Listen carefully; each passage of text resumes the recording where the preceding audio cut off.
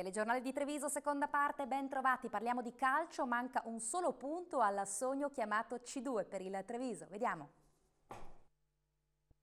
Te sei grande. Siamo pronti, aspettiamo finalmente questa promozione sudata e speriamo bene. È una vigilia di grande attesa. Il Treviso Calcio si gioca la promozione in Lega Pro contro il Chioggia Sottomarina. 8 mesi fa sembrava un sogno irraggiungibile, ma oggi i biancocelesti sono a un passo dal grande ritorno nei campionati professionistici.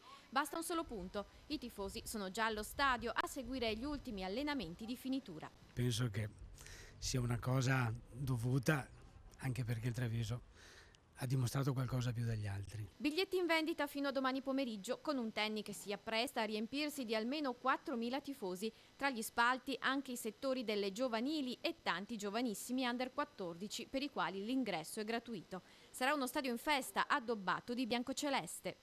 Abbiamo 200 bandiere, 250, abbiamo magliette biancocelesti, comunque la coreografia sarà buona.